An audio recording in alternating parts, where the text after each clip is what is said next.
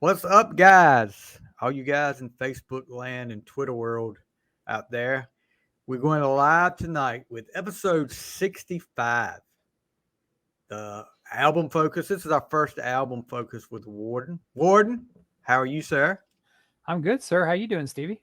We're good. A little heat wave, but I heard you got a little cold front come through. Yeah, we got a Texas cold front. It was 95. It didn't quite hit 100. Wow.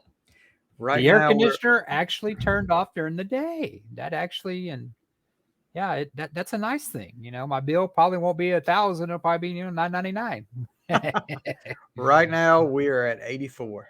So Yeah, we got you beat. It's about 90, 89 or something like that. But I'll take it. I'll take it. yeah. But yeah, tonight the album focus. And I don't think I've done an album. I may have done.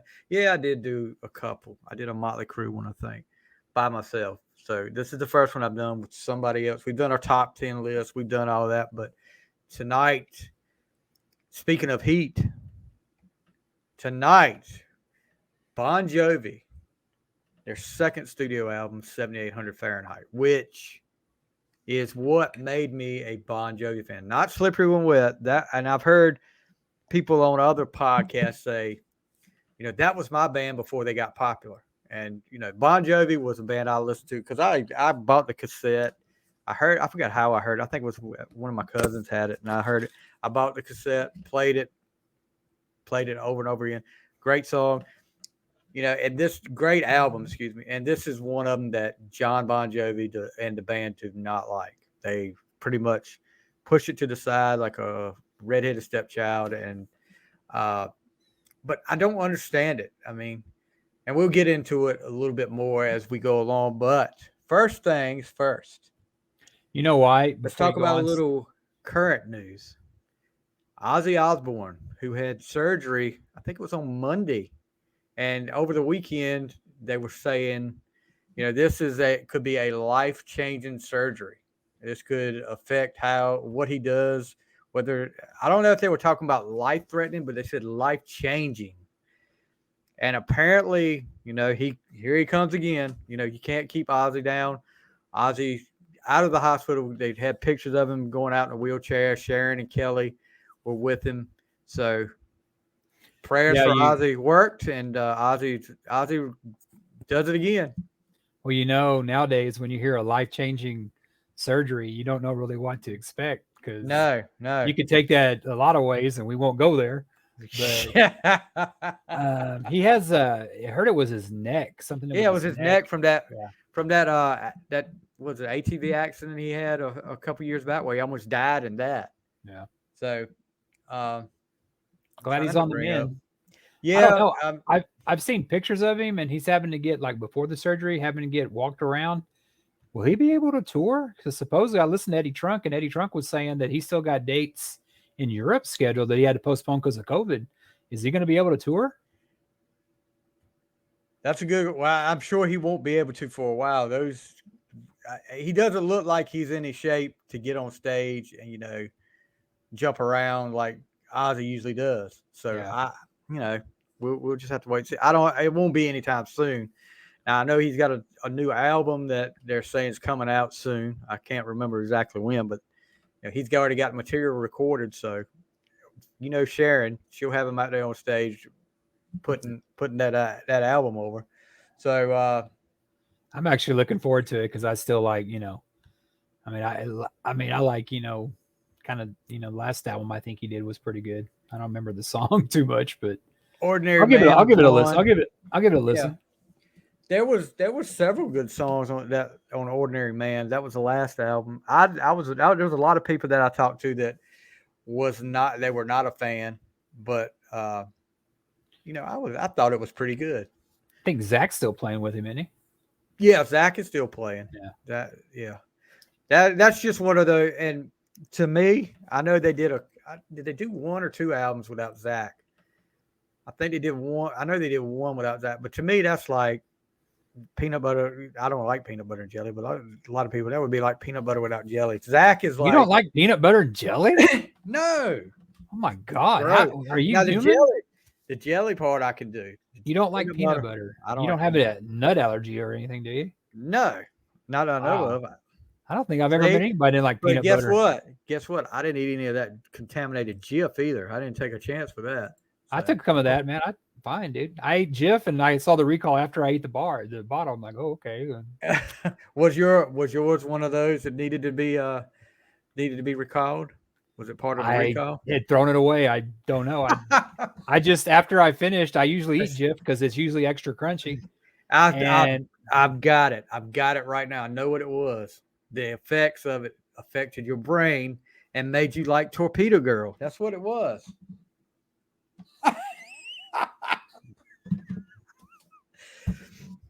I don't understand it. Nobody's ever eaten peanut butter. That's like, it's almost in the Bible. You have to eat that as a kid, man. Come on. I didn't ever say I hadn't eat it. There was a phase I went through, and this is weird. This is really weird. And I look back and I'm like, why did I ever like that? It was it cucumbers and peanut butter? What the hell? Yeah, it was pretty weird. It didn't last. I like both those things, but not. I wasn't pregnant. I wasn't pregnant. So you never liked those Reese's Pieces? Your chocolate got my peanut butter. No, your peanut butter got my chocolate. Remember those commercials? Yes, I do. I didn't like Reese's Pieces, but I do. Dude, listen, I like Reese's peanut butter. I don't know you, man. Oh my God. I do eat Reese's peanut butter cups. I can't. That's peanut butter and chocolate. It's the How can you not like peanut butter if you like that? Man, I'm weird. I don't want to hear another thing about Torpedo Girl, but you don't like peanut butter, dude. I like ketchup. I like ketchup. I love ketchup. What's the best kind of ketchup? There's only one ketchup, dude. There's none other than Heinz. Wow. Yes. Yes. Look, a friend of mine, a guy that used to do the podcast with me on the Final Score. We used to have this conversation every show, and I was like, he would talk about Hunt's, Del Monte, and I was like, that's just like tomato paste. I said Heinz is the only. So he just took his family overseas, and everywhere they would go. They went to Rome, they went to Italy, and all this stuff. Every place he would go eat at, he would send me a picture of a ketchup packet, and it was like some kind of off-brand thing. I was like, he was like, well, apparently Rome doesn't know Heinz. I said, screw Rome. They don't know what they're missing. And then he sent me a picture of some Heinz he found. But I agree with you, but knowing you, it's probably some Steeler-related football field thing. No, I did that. I was loving Heinz ketchup. But look, the plastic bottles they got now, I was getting the big glass bottles of Heinz ketchup back in the day, boy. That was. Remember, you had to get the knife to get it out because it took so long. Yeah. My dad always got the knife up there, but I'm one of those people, and I like ketchup on my steak. I do too, and then people. That's like, oh my God. People look at me weird. They really do. Look, there's. Yeah, do y'all? I don't know if y'all eat like old-fashioned country ham, salted ham. Yeah, y'all salted ham is different from ours. That's what I was going to say. I had some when I was in Nashville, and that country ham is not what I call country ham. Yeah, it was. I can eat. Well, see, either one of them, I eat ketchup on it. Turkey, I eat ketchup on it. Really, I don't do that. What about fried chicken? Yep. Okay, I did that one time to my friends in Oklahoma, and they thought I was like nuts for putting ketchup on fried chicken. I was like, ketchup goes on anything. Ketchup goes on it. Bologna. Except ice cream. I mean, I've seen the ketchup ice cream, but I get a message from one of my friends every year about the ketchup ice cream. He asked me if I've tried it, and I was like, I haven't gone that far yet. But I do have a shirt somebody gave me that said I put ketchup on my ketchup. So yes, yeah. I don't know if you have the hamburger place up there. It's called Chester's. No, they're a burger place and they're pretty good, but they serve Hunt's. And my friends always go there to eat it. And I go, I won't go there. She goes, why? Because they don't have Heinz ketchup. Well, you can bring your own. I was like, I know, but that's not the point. I know I'm people weird. just don't understand it. No, Whataburger has a ketchup that's pretty good, but it's pretty close to Heinz. I talk about Whataburger a lot. Yeah, there was a burger place around here that I used to go to for my birthday every year. It was within an hour of our place. It's called Fuddruckers. Oh yeah, they had that there. Fuddruckers is great. Oh, they had Heinz. They had Heinz. Yes, That's why I love the place, because they had where you could build your own burger right there, put everything you want Yeah. onto it, then smack on a bunch of Heinz. Good gosh. Do you guys have a place over there called Luby's, like the cafeteria? No, Because there's the Luby's here, and the Luby's here own the Fuddruckers here is one of the originals, and they closed it down. But they got one in the mall now. But they've closed all the Fuddruckers down here. But Yeah, I love Fuddruckers. It was great because you get your burger made. They give you a Yeah. half pound. I mean, yeah. you got that cheese, and then you put your vegetables. I was like, Fries, that's a great burger. fries Yeah. were great too. Onion rings too, and they make the milkshakes. Yeah. Yep. And see, they had one in Virginia, which was about an hour. It was about an hour away. They closed that one down, but then they had one in Greenville, in North Carolina, which is about an hour or so away. And then they closed that one down. I was like, "We're great." Yeah, I think It's not- COVID. it's just not I meant think to be. I think COVID did them in because they had 3 or 4 here in San Antonio. They closed, which is sad. Sucks. And they had a Luby's, which was a cafeteria, and Luby's. it was Sounds like really a- good. It's like a cafeteria. You ever heard of Fur's cafeteria? Do you have Fur's up there? No. Well, it's a cafeteria, and it was good. And they tore it down. You know what they put up? A bank. It's like, oh, that's all I need. And somewhere to go. I don't have Another any money to bank, put in. yeah. Yeah, another bank. So, talked about Ozzy. Ketchup. Yeah, ketchup. There's another story out there that I don't know if you saw. I posted earlier today or yesterday. And I don't know if you were a big White Line fan back in the day, but Yeah, they were good.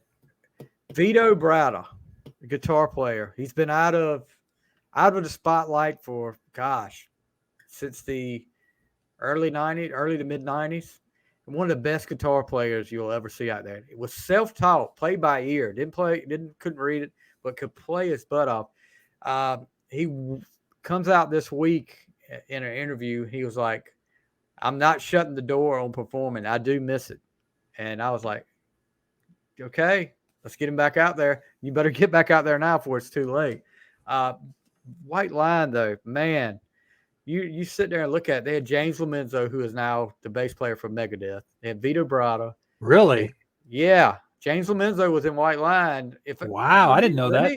Let me make sure I'm right on that, but I swear that's the name I remember. Wow. But and then As long Mike as he Tran- doesn't do any sex chat online with anybody, he'll be okay, huh? White Line, he's played for White Line / Snake Pit. Was he Pride a and member? Glory. Was he like? Yeah. Wow. He was a member of White Line In the their heyday? Yeah. Wow. Yeah. James Lomenzo. I remember the drummer for White Lion. There was talk when Eric Carr passed away that they were going to get him, and my friend goes, "He'll fit because he has black hair."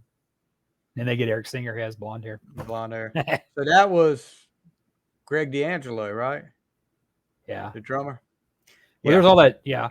I think about White Lion is that they get a lot of crap for their look just because they got a good looking front man. I mean, but the Mike Tramp could sing. Mike Tramp was a hell of a singer.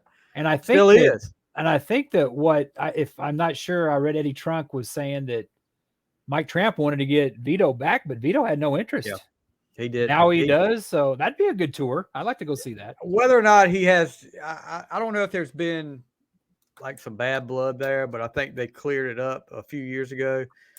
But yeah, I would love to see White Line get back together. And I'm just looking at the Wikipedia for White Line, and there's a guy named Dave Spitz that was the bass player, and he left at the end of '85 to join Black Sabbath, and then Lomenzo came in, and yeah. What a bad time to leave White Line to join Black Sabbath. So he was on the Headless Cross. What was the Eternal Idol? Yeah. Yeah. With what was it? What was the singer's name? Martin. What was his first name? Was it Tony Martin? Yeah, I think so. Yeah. The thing about White Lion is that they talk about Pride and they talk about what's the second one? I don't know, maybe third album, the one Main Attraction. Main Attraction. But the last one they did, was it Main Attraction? There's like the one with Radar Love that was Big Game. Yeah. Main Attraction was the one that was after that. It's a good album. It came out the wrong time, but that single, Love Don't Come Easy, that was a good. That was a great song. That that come out about the time that grunge was taking over. Yeah. And there's a lot of those, and I'm not gonna call them hair bands anymore.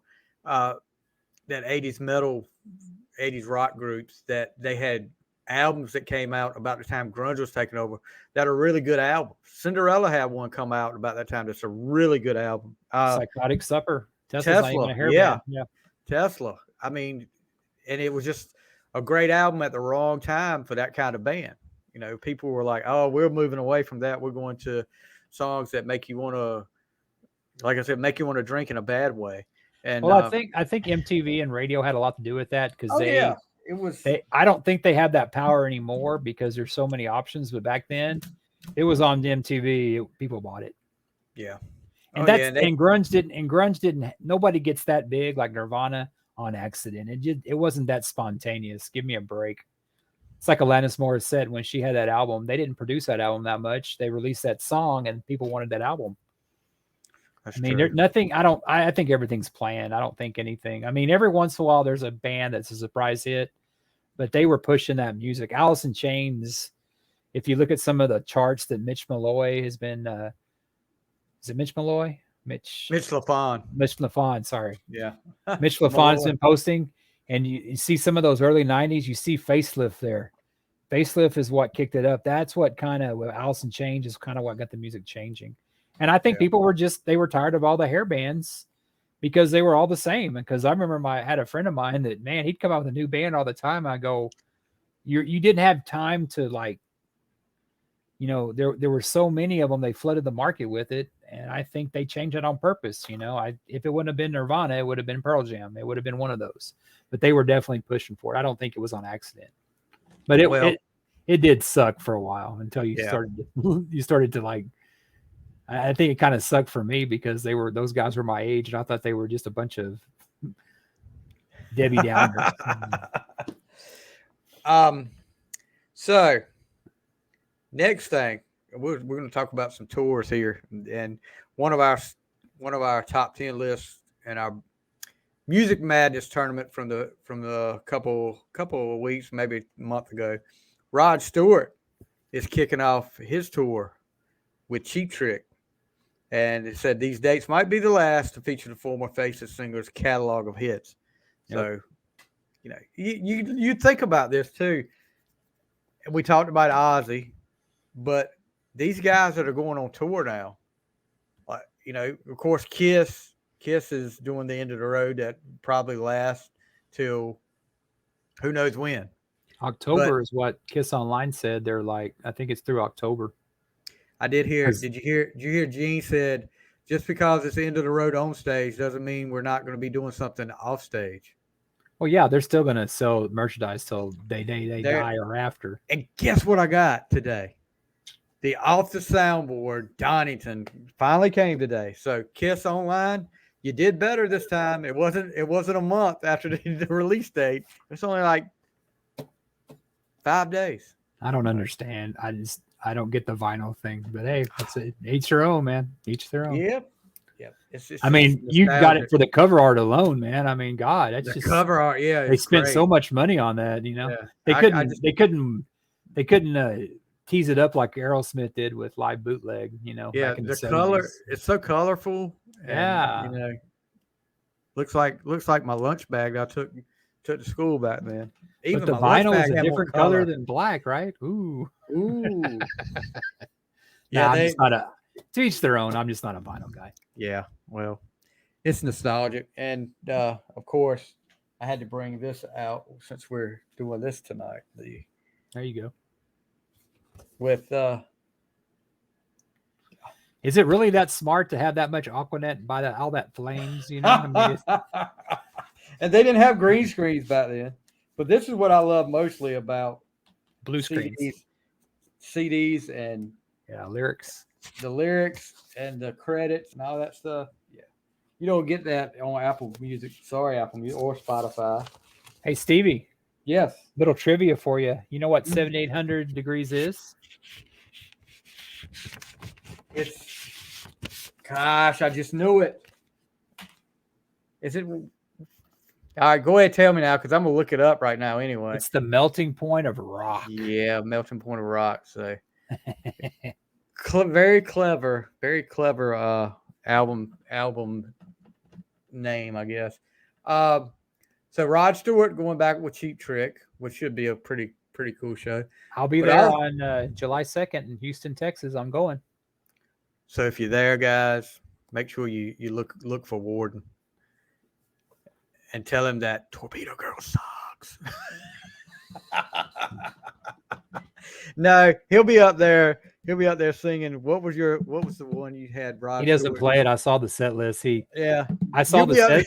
I saw the set list today, and he doesn't play "Stay With Me," which is a crime. He doesn't play "Hot Legs," which is a crime. I don't think. Really? I don't think so. He's gone 80s. He goes for the 80s stuff. Well, and he does "Addicted to Love" because him and Robert Palmer were real good friends, and I wasn't too happy with the set list, but it is what it is. It's kind of like how people feel about the Kiss set list. At least I'll be there. Yeah, I got to think this is one of Rod's last tours. It's got to be. I would think so, but maybe. I mean, he's not wearing platforms or breathing fire, but it's still pretty hard on 73-year-old man. You just need to make a sign and put up there, please play. And what was that song you was your number one? I can't remember. I was only joking. I was only joking. Please play I Was Only Joking and see what he does. How far back are you going to be? Oh, I'm pretty dead set middle. Heck yeah! My tickets are. I knew that would be the last time, and I was so hungry for a concert, I spent a little more on it. Okay. But honestly, the much as gas and hotel rooms are, I told my buddy it's only 3 hours from here. I was like, dude, we'll just drive back. We don't need to spend $300 on a hotel, dude. Just 3 hours ain't nothing, man. Come on. After a concert, it is. I drove 5 when I went to the St. Louis Cardinals game, which they lost. I drove 5 hours from St. Louis back to Springfield there, so I think I can handle 3 hours. Well, I got the coffee. I'm good. Coffee and go for it. Smoke it. I don't smoke anymore, so I'd say nicotine, but maybe I give me a couple patches and just get going. Hold up a sign, say Worden from On the Fly. He'll know exactly what you're talking about from where we tagged him with every post on Twitter we did in that tournament. He was like, "Oh yeah, one of those aggravating guys." Yeah, and he'll go, yeah, and I know that as much as hair tips, Jay. Okay. So another tour starting tomorrow, probably the biggest tour of the summer, the big stadium tour that's been put off for what, the last 3 years? 3 years with Motley Crue, Poison, Def Leppard, and Joan Jett. So that starts tomorrow. My nephew is going to see, I think the Tuesday after next, they come to Charlotte. So he's going there. You talked about set list a while ago. You saw the set list, and no, I'm talking about for Rod Stewart. Oh, yeah. Well, my daughter and my wife are going to the Chicks. They're going to see them in July, and the tour started last night. The first show was last night, so I told her. She's like, I wonder what they'll play. I wonder if they'll play this song because I know that he said I want to see what songs they play. I said, well, you need to look it up after they do the first show, and that'll pretty much tell you what they're going to play. They may change it up a little bit, but she was so excited to that this morning. She was like, I got to look at the set list, and she was pretty happy with what was on the set list. So she said, there's a few songs I don't know, but I can listen to them from a lot from that between now and July. I think it's the 12th. So, that's what I'm doing. That's what I'm doing with Cheap Trick, but it's going to be moot because they play a different set list. Cheap Trick. You won't know what they're going to play. I was listening to their Apple Essentials today on Apple Music. That band's, that's a great band. They got a lot of good hits that you hear that song and you've never heard it, and you're like, man, that's a good song, Yep. So, anything else? The Chicks. There's something I wanted to talk about. Okay. Did you see that new Wall Street Journal ad that came story that came out about Vince McMahon? The hush money, the $3 million hush money. And the first thing I was thinking it's got to be Paige, but I was thinking they said it was like an intern, it wasn't, or a paralegal or something. No, like that. I don't think it was Paige. I think because Paige came out this week talking about her release, And I think Yeah, I know, but they said it was an outgoing WWE talent, but they didn't say if it was in ring or what. So that's what got my attention. there's been so many that's outgoing. But a guy brought up a good point with that hush money. Think about all those cuts they made over the last 2 years. Was those cuts to pay that $3 million? Yeah. And how far is this going to go though with Vince though? I heard John Laurinaitis was involved in it. And he's married to the Bella Twins' mom, and she's beautiful. Yeah, mean, you know who he is. You know who his brother was, right? Yeah, the Road Warrior Animal. Yeah. Yeah. The thing about the WWE is that you're having a lot. I'm seeing a lot of people leave because they don't like the stars. They don't like one diva quit because it was like they're just done with you. They just they did that with China. I mean, they cut China when she was still popular. Yep. And then she wasn't as messed up till after that. I mean, it's like the world. They use you up and they spit you out.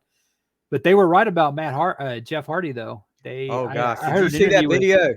Yeah, I heard an interview with him on him and Matt were on Jericho, and they were pretty much saying, yeah, F this, F that. I don't know how maybe he was held to a higher standard at WWE than he is AEW because he did test, but they so didn't believe him that they pretty much made it that they released him.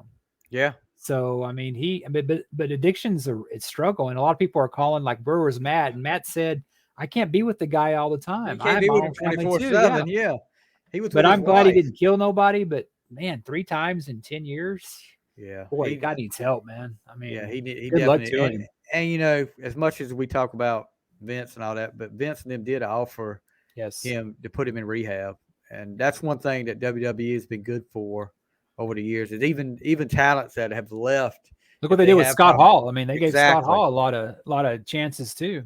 Exactly, and so that John Laurinaitis is probably maybe John Laurinaitis is trying to go back to his dynamic dudes day with Shane Douglas. That mullet, wiping out. Yeah, that was embarrassing right there, dude.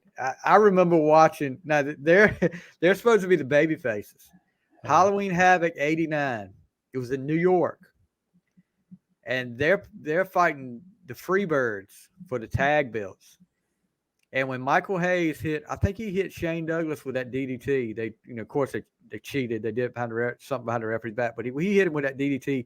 That crowd went wild. They were so pulling for the Freebirds because they didn't like the pretty boys. But yeah, the dynamic dudes. I never liked Shane Douglas. I always thought he was overrated. Well, to call out Ric Flair and Shawn Michaels. I mean, come on, dude. You couldn't shine their shoes. Shane was. I remember when Shane first started with the UWF. He was supposed to be Magnum UWF. Is that with Jim Ross? UWF. Yeah, with, yeah. Bill Watts. Wow, I didn't know. Yeah. I don't remember that. He right before Crockett bought the UWF. Shane was in the UWF. Shane won the TV belt there from I can't remember if it was from Hot Stuff, Eddie Gilbert, or Terry Taylor, one of those two, because he was supposed to be Magnum TA's protege, and he did the belly to belly like Magnum, but he was nowhere near the size Magnum was. Magnum was a hoss. Magnum was like a stud. Waste. So it's such a waste. Gosh, can you imagine? That's a whole nother episode of what would have happened if that car crash had never happened. Here's a wrestler down here. I don't know if you ever heard of him, but he was pretty big in Texas. Gino Hernandez. Yes. I'm thinking that guy was so charismatic. I mean, he was. Dude, that when he died, I remember the day he died, I was devastated because I started out with the Von Erichs, but I started going for the heels. Yeah. And I even got my hair cut like Chris Adams. I took a picture of him to the barber. I want that mullet. I mean, I love the dynamic because they were cool. They were dynamic duo, weren't they? Yeah. Bad to the bone. I mean, it's just and isn't there a lot of sketchy stuff about how he died? Yeah, he had supposedly, Kevin talks about it in the World Class. It's on WWE Network. It's a pretty good documentary, and it talks about how the cocaine was found in his stomach. So it looks like he may have been murdered. But they said that Gary Hart was really worried about him because last time he saw him was a Texas Rangers game, and he was just like freaking out. He had supposedly mob ties and stuff like that. Dino Bravo. Oh, Cigarette Man. Yeah. Yes. Did you watch the Beyond Beyond the Mat? Dark Side of the Ring? Yeah, about him. Ooh, that was I messed haven't up. watched that yet, but I've read a lot about what went on with him. Yeah, I see these old WWE Survivor Series matchups, and I look at who's dead and not. Yeah, It's like they had like one team, they're all dead. Like, wow. Exactly. But it's sad, but yeah, Gino Hernandez. There was talk. There was a lot of talk that he teamed with Tully one time. There was a lot of talk that he may have made the move eventually to Crockett and been one of the Horsemen. He would have been good. He would have been a good Horseman, I think. But I think you would have probably seen him and Flair butt heads a lot. Well, because there was Tully and Flair butted heads. Yeah, like, I was listening to Ric Flair and he was talking about Tully. He was an obnoxious prick. Not that I wasn't either. Yeah, exactly. Tully's the kind of guy that it's hard to cheer for.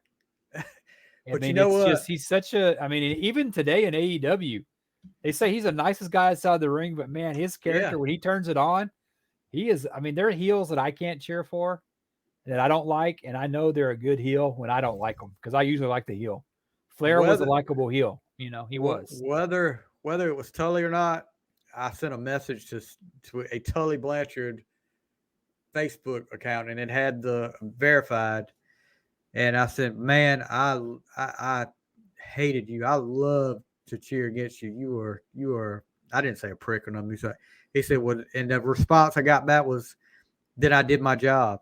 So yeah, and he's right. If you paid all that money to watch him get beat up every week, then he did his job. And you watch him now in AEW when he was going against Arn. You kind of like Arn. Arn is the kind of guy you go have a beer with. Tully's the guy that would take your girlfriend and steal your wallet. He's just Arn, I went to see.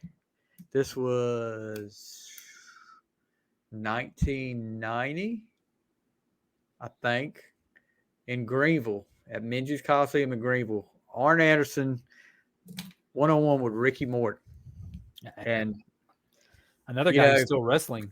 Yes, and they are putting on a show, and Morton goes outside the ring, and there's a group of guys at ringside that are just.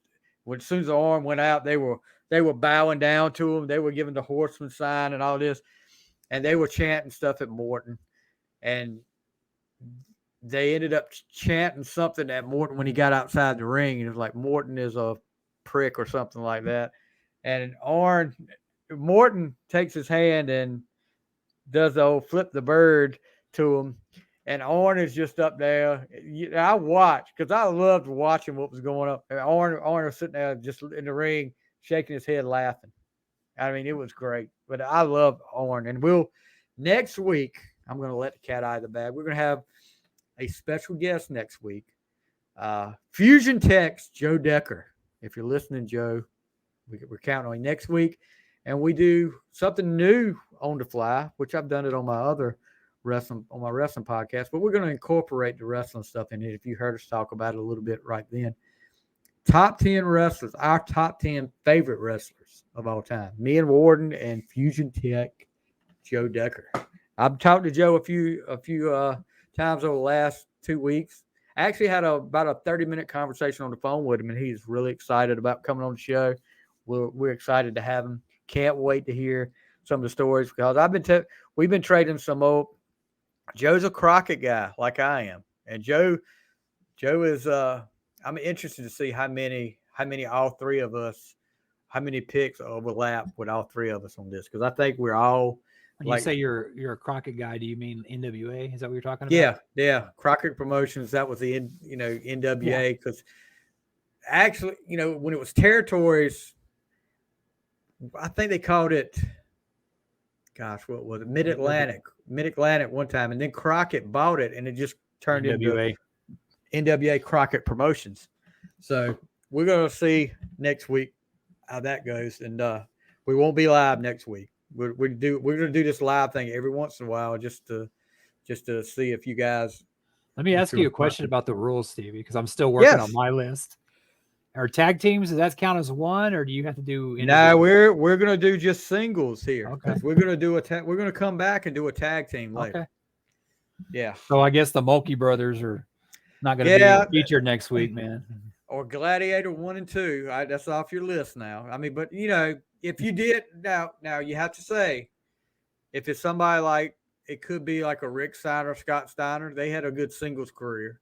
Yeah. You could do that, but it's not going to be then. It's going to be Big Papa Pump, which I didn't like. I liked Scott Steiner better than Big Papa Pump.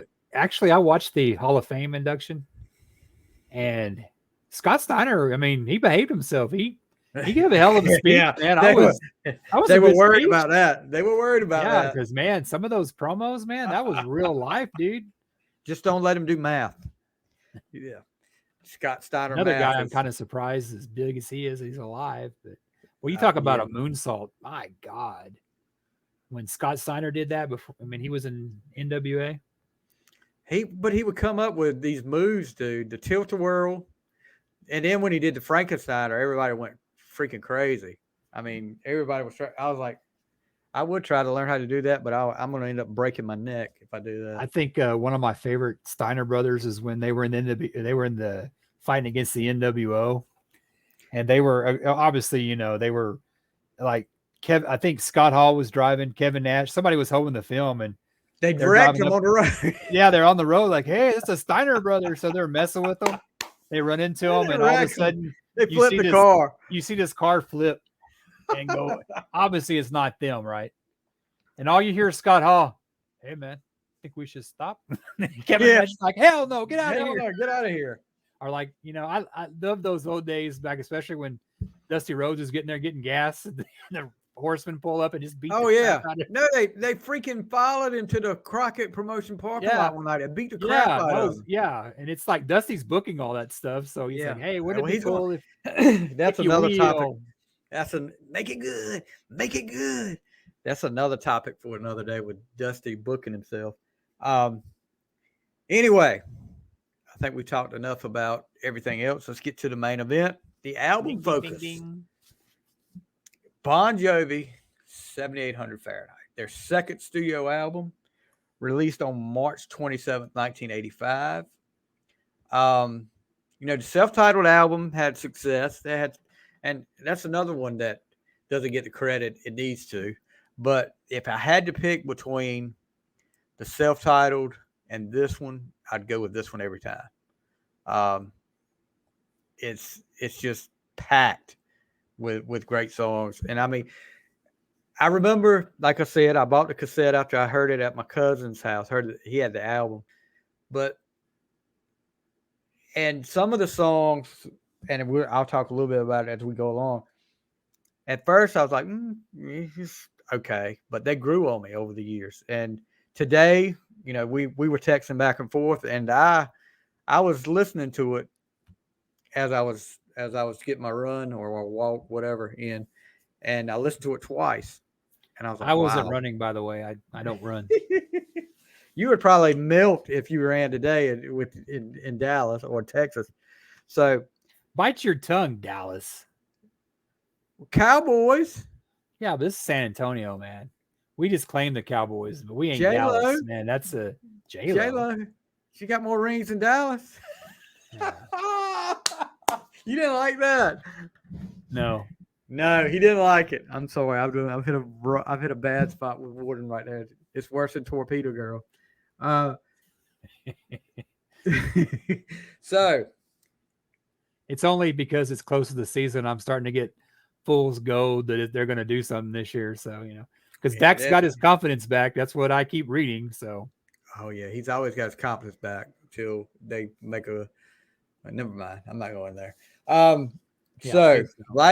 Okay, I'm done. Bye. No. See ya. Like Worden said, the 7800 Fahrenheit reference to the supposed melting point of rock, which is equivalent to 4313 Celsius. So, I guess they released that in Canada under that name. Exactly. I mean, but of course you see the album cover, John Bon Jovi up there in the heat, and then the back of it, like you said, Dangerous with the Aquanet. that close to flames. Doesn't work right. People's hair catch on fire.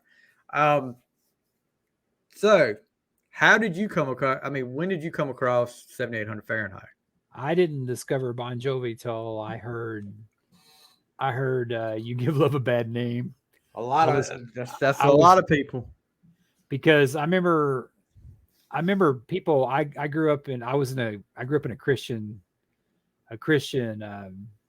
school, but of course all the kids knew who Bon Jovi was, and they kept talking, "Oh, that's Bon Jovi, that's Bon Jovi," and I was thinking, Bonjour, and wasn't that a store in the 80s or something like that? I think so. I think it was. And I just don't remember people what it talking. No, was. you got to hear it. It's a song called "You Give Love a Bad Name." So I heard it on the radio, and of course, then they played the hell out of it everywhere. Yeah. Then I went and got the album, fell in love with "Slippery When Wet," and I really, honestly, didn't pay too much attention to this. No, I take that back. Till maybe later. I didn't really go back and listen. I was just a fan going forward. I really didn't listen to their stuff till a couple years later, maybe. And one of the big reasons was a song on this album, In and Out of Love. When I heard that, I was like, oh my God, that's good stuff. And I heard some other stuff, but I don't remember a lot of these songs till I heard the Shout Out Loud review on it. And it must have been something, because in my top 5 Spotify, Bon Jovi was like number 3, and it had to be because I listened to this album so much. So I went back, you know how Spotify tracks that stuff? Yeah. And I even told, like, I even put on the page, it's like, it had to be because of that, because this is a good album. And I honestly, I'm kind of late to the game. I didn't really pay that much attention to it. There's a couple songs on here that I really like. So, but I listened to it today, and it's a good, there's a couple throwaways for me on this album that I'm not real crazy about, but overall it's a good, I'd still prefer Slippery, because I probably like every song on Slippery When Wet, even Social Disease. So, I mean, yes.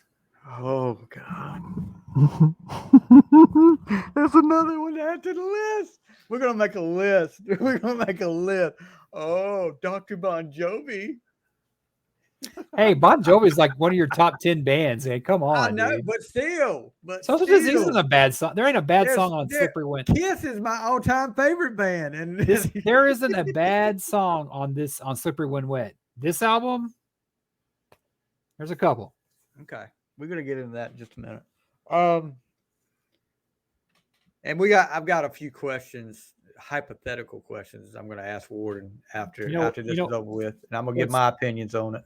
What's cool about this album, What's and that? why I think it's so good, is because it only took 6 weeks to record. Yeah, Of course, John doesn't think so. He thinks that he didn't have enough time to go back and Chinese democracy it, I guess. This album probably still wouldn't have come out if he had his one. But here's the thing, and no, I'm going to ask that question after we talk about this. All right. So let's get right into it. And anybody hasn't watched this before, if you're out there watching live, somebody's out there watching right now. We give our top 10. We trade off back and forth with number 10, and then we talk a little bit about each song, and then at the end, I'll ask Worden some questions. I've got a few questions for what he thinks. It's your list. It's your album. You go first. I'll go first. So we're gonna start at number 10.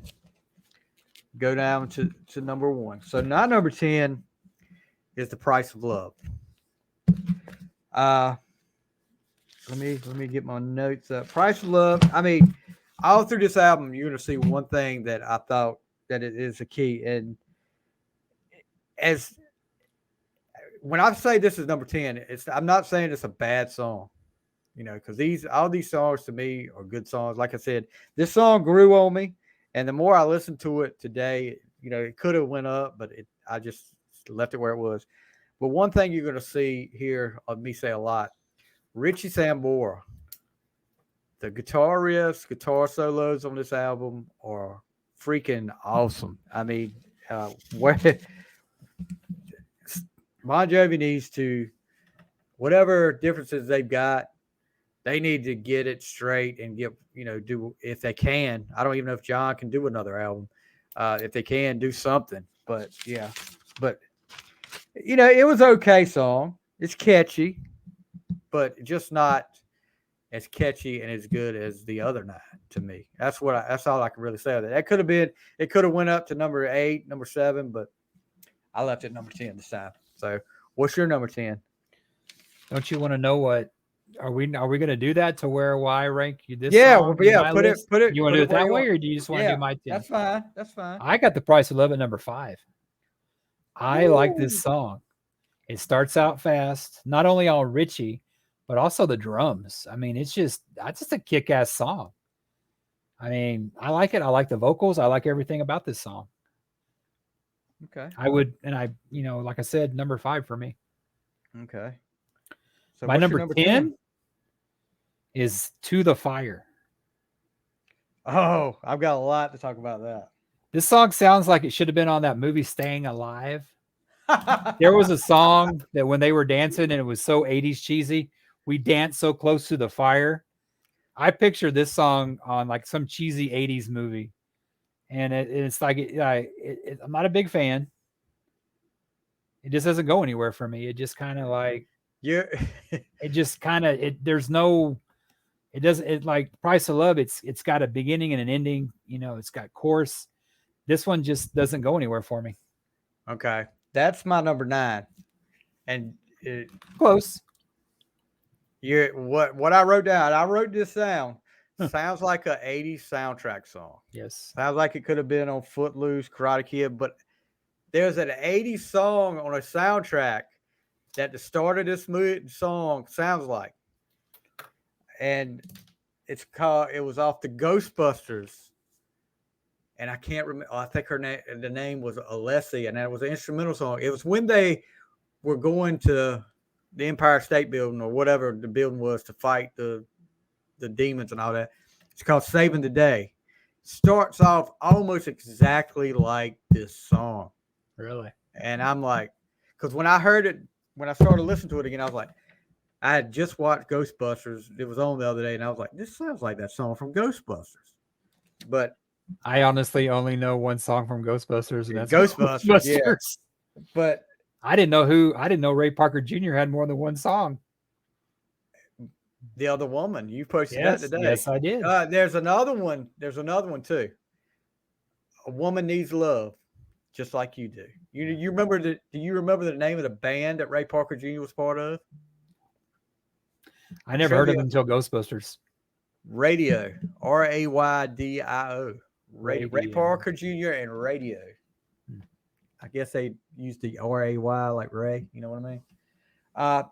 This one, it was okay. The chorus, back and forth, they say it 100 times. I don't want to fall. I don't want to fall. I don't want to fall. Yeah, they could do without so much of that. And John Bon Jovi has got his notebook where he writes all the songs in it. And at least every other song, he's got to mention about being in the streets. Yeah. Have you ever noticed that? Yeah. There's a lot of songs he talks about being in the streets. This was one of them. When I heard him talk, the first line he's talking about being in the streets, I think, and I was like, he's from New Jersey. I guess he was in the streets a lot in New Jersey. He's right about that. Well, he made a lot of money on how tough life is in the streets. Wild in the Streets on the Slippery When Wet album. That's another top 10 songs that Bon Jovi mentions the streets in. So we'll talk about. But yeah, that was my number 9, and I thought about switching to the 10th, but I guess I got lazy. We're pretty close on that one though. Yeah. So my number 9. I thought you said that was your number 9. Yeah, that was To the Fire. So what's your number 9? My number 9 is Always Run to You. I like the vocals from John. This is another song that would have probably made a good 80s movie. Like, they're going to, that chick's there for him, when time's going tough, his boss, won't really let him listen to rock and roll all night while he's washing the dishes. Life is just a bitch, It's poison, man. We're one check away from being on the streets, it's probably the beginning. Probably the beginning of, it's just us two against the world and stuff. Obviously it's worked for him, because now he's writing about you can never go home. So, who says you can't go home? That's what it is. Who says you can't? Oh, that's when he turned. But it's not in the streets anymore. So, hey. So that's mine. Always Run to You. like I said, I like his vocals, but just another song that kind of just, eh. That's my number 7. It's a good song, not strong. The thing that turned me off on this one a little bit was when he did the chorus. His voice, he hits that falsetto, I guess is what it is. Yeah. I right, yeah. See, I like that. I think his vocals are the strong part of the song. It sounds like a little bit to me like he's straining. I mean, he's really straining too much on that. It's probably why he can't sing now. It might be why. That you might know be what why Paul Stanley said, that he didn't know that he had to do all that stuff. Like on, I mean, man, those guys in the '80s, man, that stuff was. Yeah, I mean, I like his vocals on this. I think it's his vocals are wasted on this song. I think he could have got him up with a better song, better than the. Like I said, it's just like an '80s throwaway movie, song. Yeah, so that was my number 7. Always run to you. It's okay, but like I said, not as strong as it's not strong enough, definitely, to make it into the top 5. So let's see. My number 8 is King of the Mountain, not the Kiss Asylum song that everybody has a fit over with the awesome Eric Carr drum intro. And one thing you can say about this album, they love these gang choruses where they're all I'm King of the Mountain. You hear them all on that. Which is fine. I like that. It was the times. It was the times. Yeah, but they really loved it on this album. And I mean, maybe I just didn't notice it on Slippery as much. But yeah, King of the Mountain, number 8 for me. But yeah, it's okay. And like I said, once I get to the top 5, my top 5 could have been flip flopped around.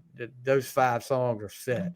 These 5 here, kind of, I won't call them filler, but they're good songs, but just not as good as that top 5. My King of the Mountain was number 7 for me. Okay. And just, I asked whose mountain was bigger, his or Paul Stanley. That's a, they're King of the Mountain, and you reckon? Didn't Asylum come out the same year as this? No, I think this is before. Well, what year did Asylum come out? This came out in 85. Didn't Asylum come out in? Yeah, 80. Yeah, but that doesn't necessarily mean they knew what was going on. Hold on. They could have been recording them September 16th, 1985. Kiss came out later. So, yeah, but that didn't necessarily mean he heard it. Paul Stanley trying to be John Bon Jovi again. That was the early. He was. Did you see? Yeah. You see some of those videos? He was. Same. I mean, the hair and everything. Oh yeah, Crazy Nights. No, I think he's trying to be Hart there. I mean, they were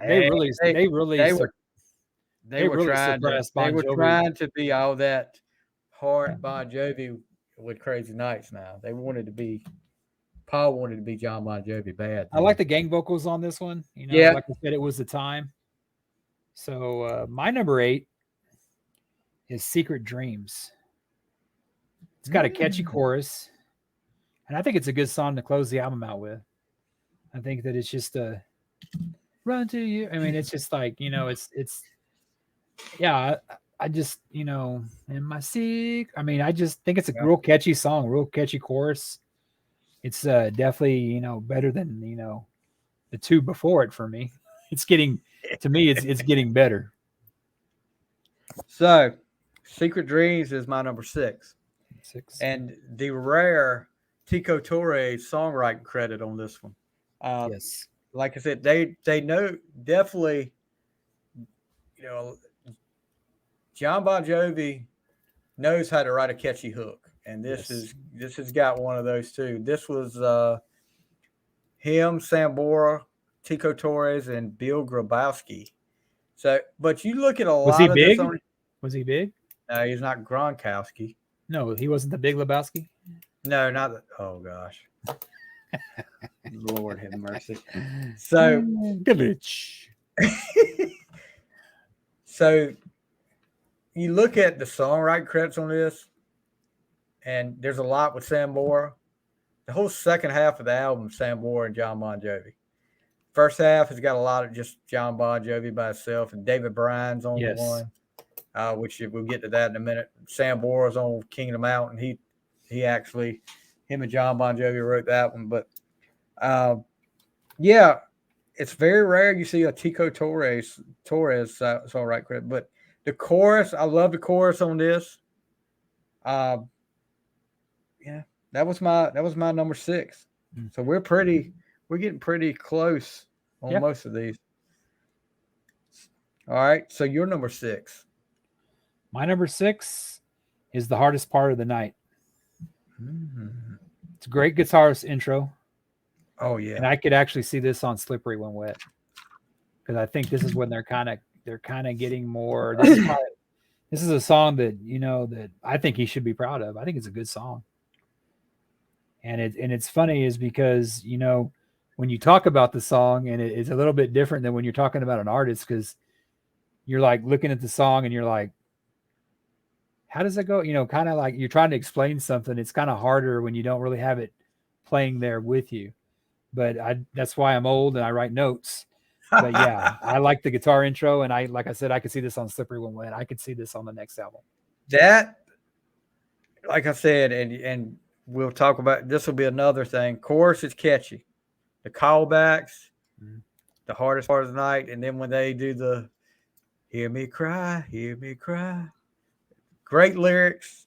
I like you talked about the guitar intro, the way it down, and I don't know what he hits right there before it starts, but it doesn't sound like a guitar. I don't know if it's Dave Bryan's keyboards he hits right there before it starts. That could be that. I didn't think about that. Yeah, I think you're right. Yeah, it sounds like keyboard when he hits that. And I like what you said. Some of these songs could have been on later albums and been hits. Yeah. I'm not saying New Jersey is pretty full. Slippery, you could have took a song or two off and put one of these songs in, and probably would have been even better. Like Social Disease. And that's probably what he meant when he said that he didn't have the time to work on it. Yeah. That he kind of doesn't like to look at this album because he's missed opportunities, like the first two on my list. Yeah, it's a really good song. I've got Hardest Part of the Night at my number 4. Oh wow. Yeah, it's really grown on me since I've been listening to it. Great 80s song. I hate to say it like that, but it's a great song to me. Yeah. All right, so what are we on now? 6? That was my number 6. So we're at number 5, aren't we? Yeah, Hardest Part of the Night was my number 6. So all right, so I'm on number 5. Because your number 5 we've already had. 5 was the Price of Love. Yep. My number 5 is going to surprise you. It's one of the singles, and In and Out of Love.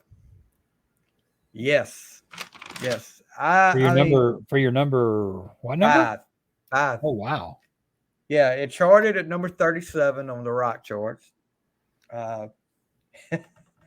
Great guitar riff by Sam Bora. I don't know if they could possibly say In and Out of Love anymore in that song. I mean, that was probably an easy from beginning song to end. In and Out of Love. What? In and Out of Love. What's the name of the song? In and Out of Love. And I would love to hear. No different than Heaven's on Fire. Well, that's true. I would love to hear their thoughts as Bon Jovi, the John Bon Jovi that wrote the album 2020, on the spoken word exchanges on here. Your daddy is who? Not just that, but bring your girlfriend, and then it says, "Oh, bring your mom." What do you want me to do? What? I mean, kind of cringy. Not like you said, not as cringy as watching a girl leave school. Yeah, but he does ask her, "Just how old are you anyway?" Just how old are you anyway? Can you imagine that coming out? Can you imagine? Yeah. Oh, yeah. Can you imagine that coming out today, man? Cancel culture. Maybe that's what Kip Winger should have put on 17. Just how old are you anyway? She's only. But yeah, it's a good song. It's good. It was a good single to lead off with, but I guess it's kind of fatigued for me over the years to where some of these other songs have got higher than that. But In and Out of Love, good song, and like I said, I love Sam Moore's guitar solo on this. That is the highlight of the song for me. But it's kind of the song is fatigued for me a little bit, and that's not because of the spoken word exchange. I'm not one of the cancel culture guys. If that was one of them, I would have put it at 10. But yeah, number 5, In and Out of Love. Stevie. You've got it number 1, I bet. You so disappoint me. This is Bon Jovi's probably greatest song ever.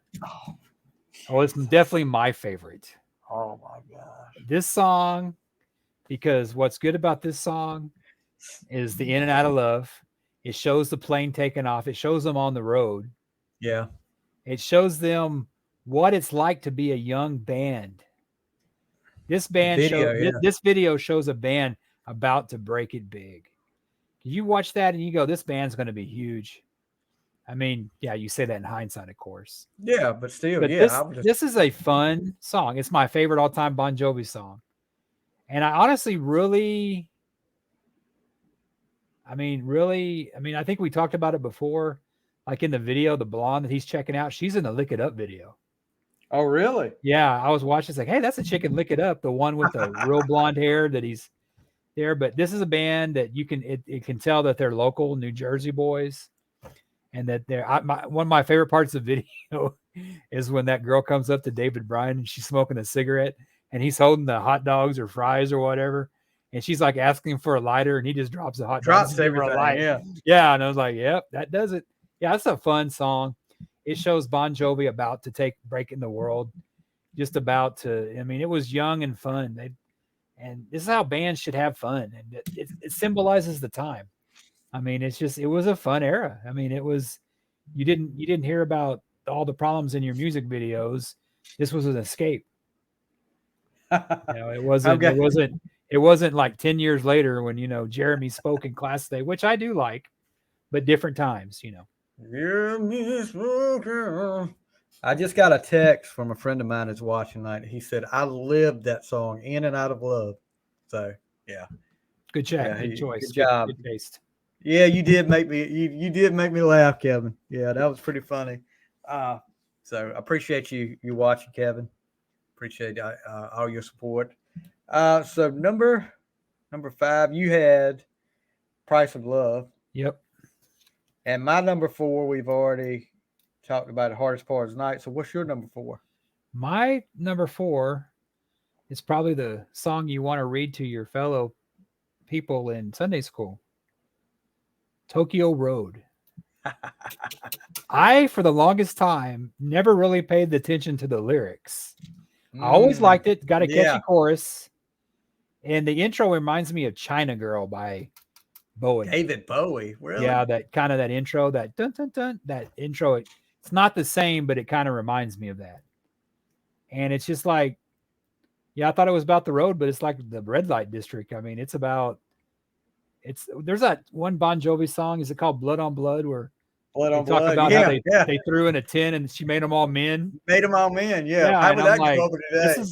Okay. I think John was probably a man when he went to Tokyo before that. So yeah, this song, I didn't know it. I read the lyric. I never really, and I know they play it sometimes at the end of the set, like Tokyo Road, like they play it overseas. It's funny when you actually pay attention, and I never really paid attention to the lyrics. And it was like, oh, wow, this means totally different than I thought it was. I thought it was being on the road, Tokyo Road, take me home, back Tokyo Road. But it's probably about meeting some girl named Tokyo, So you disappoint me, Worden. You really disappoint me. This is your number 1? Tokyo Road is my number 1. It is a kick-ass song from start to finish. It is a good song. That's why it deserves to be at number 4, not number 1, like In and Out of Love. The guitars, Sam Moore's kicking butt on the guitars again.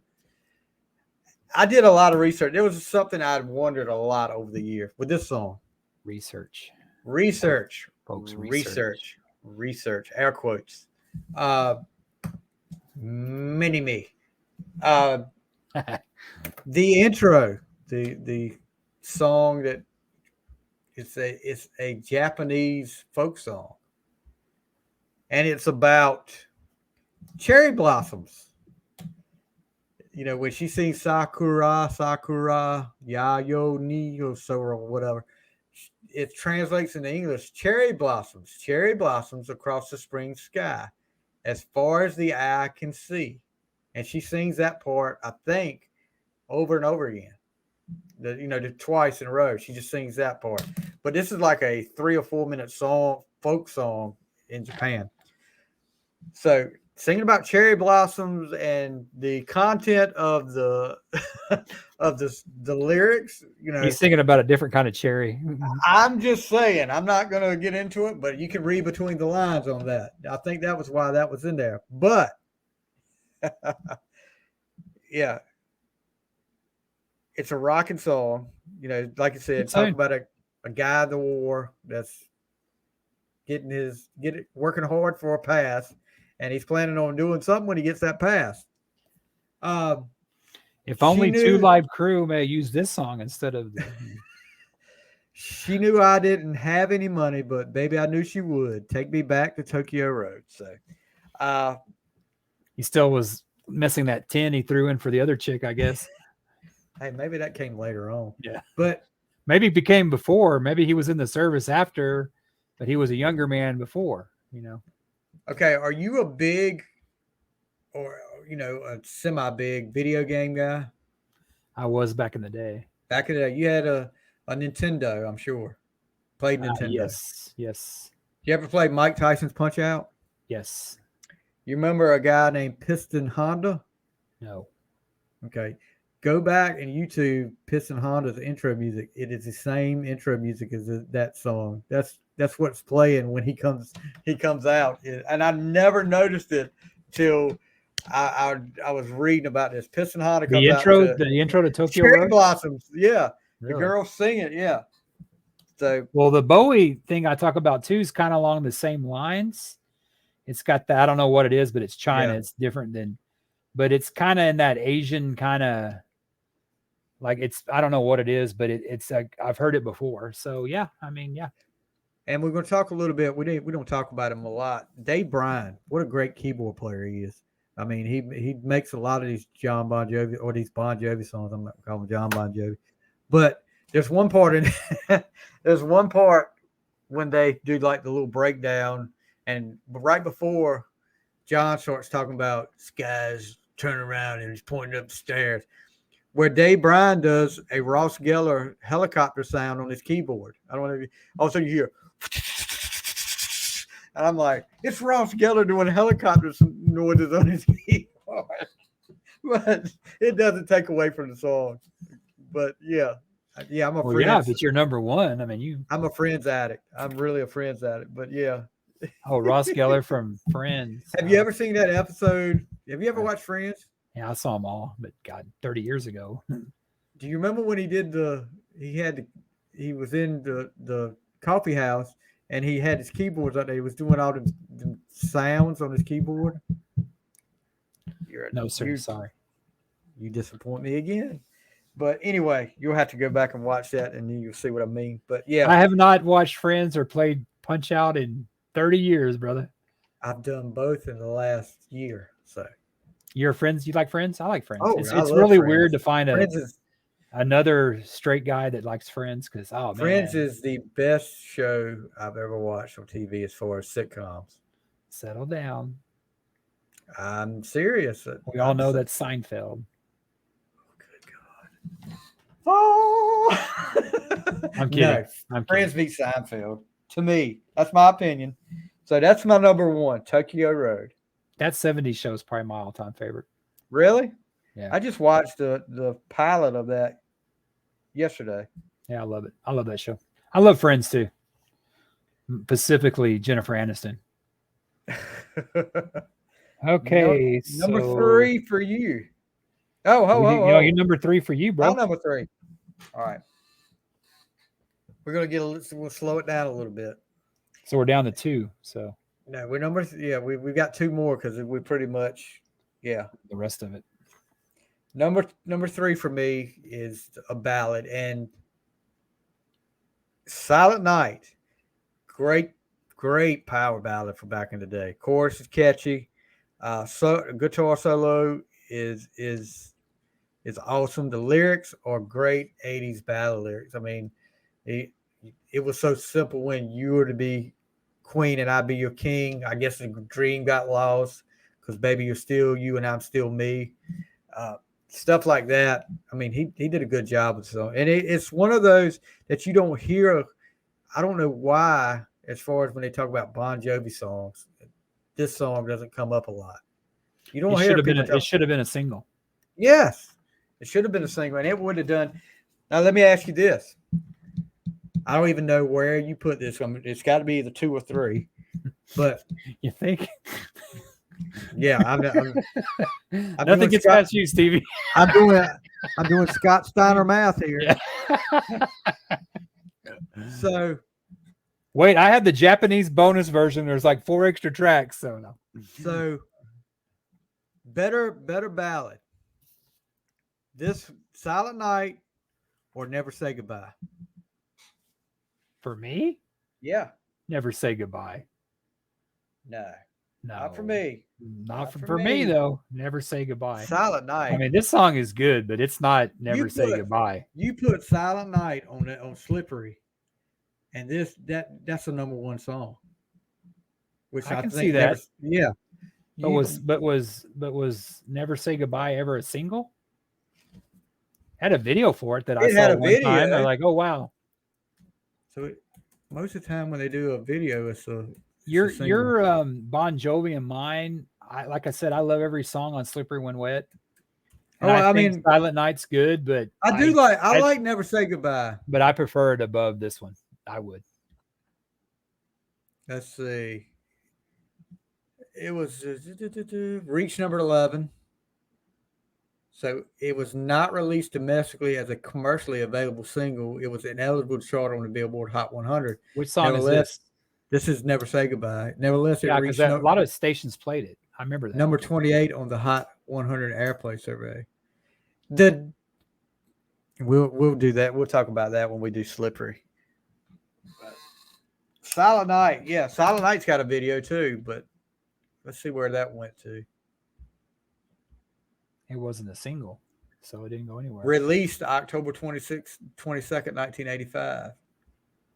So I don't know. So Silent Night for me, yeah, it's a great ballad.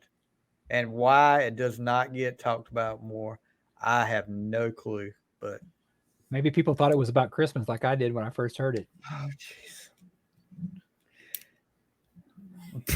Yeah, Bon Jovi throws Silent Night Christmas Carol in on 7,800 Fahrenheit. He did that cover of the Eagles song, or not? Please Come Home for Christmas. Yeah, he got to make out with Cindy Crawford. Yes, that was on a different. Yeah, right after he did. I love talking about your dad is who? How old are you anyway? He sings Silent Night.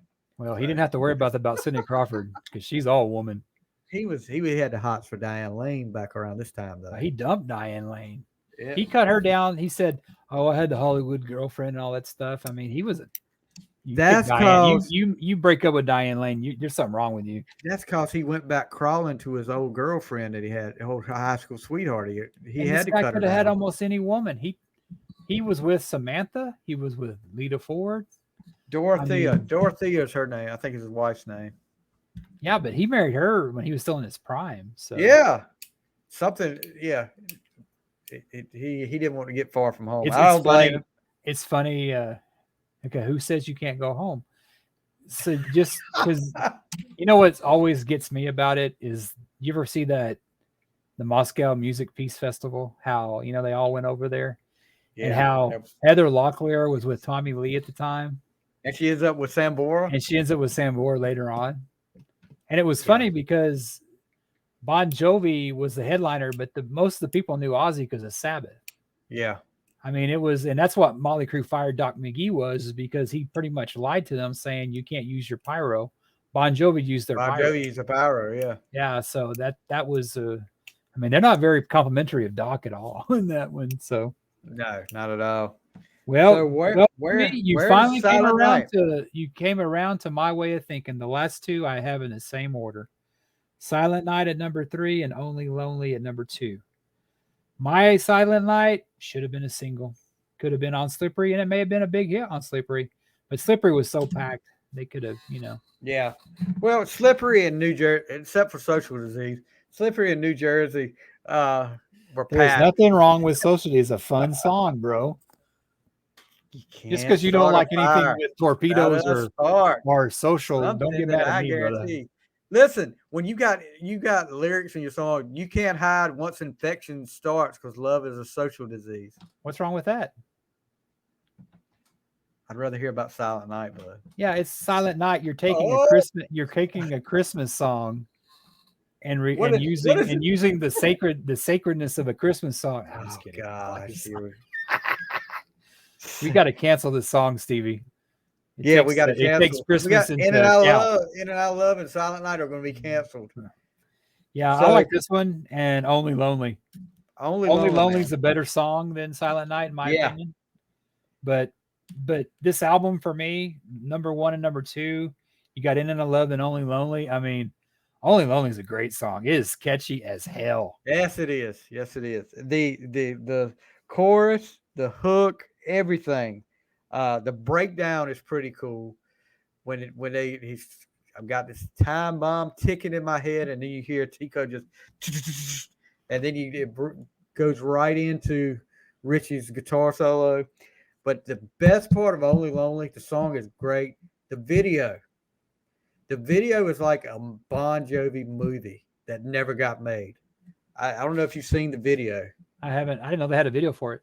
Oh my! You need to watch the video. The video is like a movie, and it starts. I'm gonna say this in a minute. Is it as bad as Pretty Woman by Van Halen? No. This actually had me like, okay, where's the rest of the story at? Yeah. Oh, okay. It's like they actually act, and you hear them talking in this video. It's like they're a band, they're trying to get started, and I guess he approaches either his agent or a guy at the club, and he was like, "You sold us out," and he's got him.